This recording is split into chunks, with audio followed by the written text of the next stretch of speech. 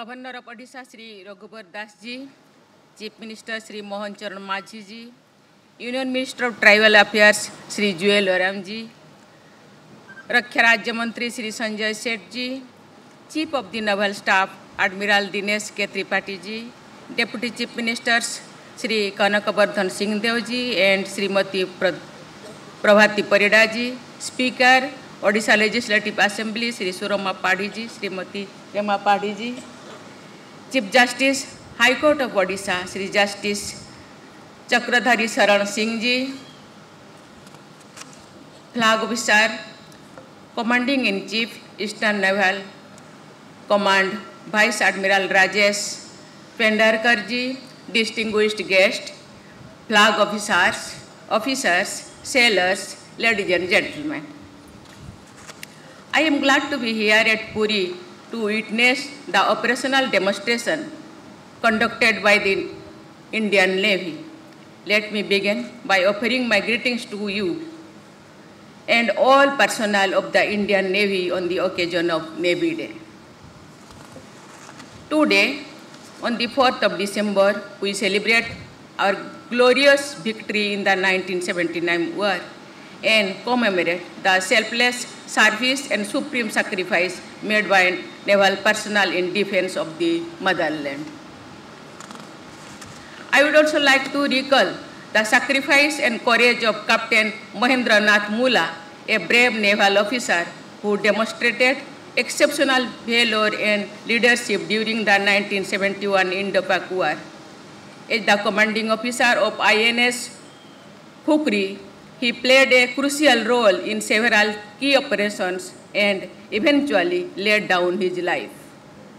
Recently, I had the opportunity to pay homage to him during my visit to Diu. India is grateful to you, and every Indian salutes you for serving the nation with honor and courage. As your Supreme Commander, I am proud of each one of you for your professionalism, passion, and patriotism, which was on display here moments ago. I must compliment you for a well-coordinated and well-conducted operational demonstration that has given a glimpse to our fellow citizens of how our Navy operates at sea. I consider myself fortunate to have interacted with you all closely over the last 2 years. On every such occasion, as is the case today, I have felt reassured of the security of our seas. Ladies and gentlemen, India's geography has endowed us with all elements necessary to be a great maritime nation. A long coastline, island territories, seafaring population, and developed maritime infrastructure encouraged India's maritime activities along the coast and across the oceans from more than 5,000 years ago. We were among the pioneers in the oceanic transport. Our shipbuilding prowess and ability to harness the monsoon wind patterns enabled us to dominate the seaborne trade. With a glorious maritime heritage and history to look back often and a future full of promise to look forward to, India has always been a strong maritime nation, our fortunes, glory, and identity being defined by the seas. As India's economy grows and our interest and influence expand across the globe, I am confident that the Indian Navy will continue to ensure maritime security, essential to enable our rise to a Viksit Bharat by 2047. I compliment the Navy for choosing the city of Puri as the venue for 2 days events. Puri's rich maritime past is linked to the ancient territorial subdivision of Kalinga, which included much of the present-day Odisha.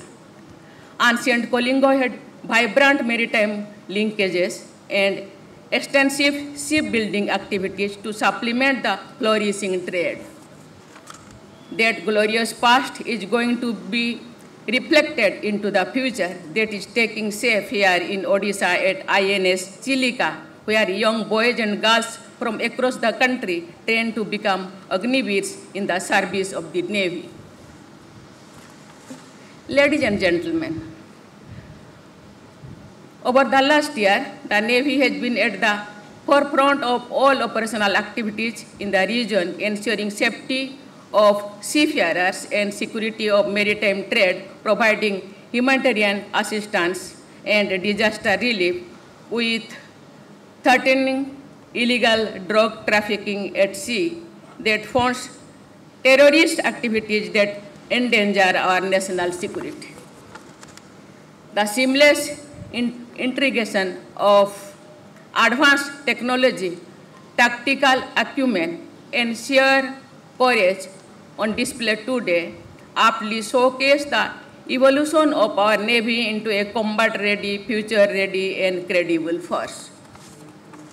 With 63 ships being built in India, the Navy's single-minded focus to be an Atmanirbhar force by 2047 provides inspiration to all of us to pursue innovation and mission mode.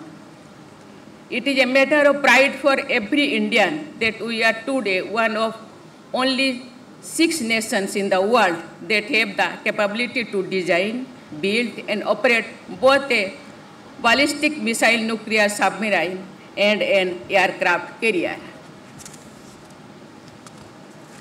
The Navy's pioneering efforts in providing appropriate growth avenues to Nari Shakti are especially praiseworthy. The Navy was the first service to induct women Agniveers and continues to ensure that all ranks and all roles, including combat functions, are available to all women. In fact, 2 women naval officers, Lieutenant Commander Dilnake and Lieutenant Commander Rupa, provide the best example of this new paradigm as they circumnavigate the globe in INS V Tarini as part of the Navika Sagar Parikrama 2. I compliment the Indian Navy for the successful conduct of today's event and for their drive, determination, and dedication to duty. I wish the Indian Navy the very best for all future endeavors. Song no Baruno, may the God of the oceans be auspicious unto us. May the Indian Navy always be victorious. Jai Hind, Jai Bharat.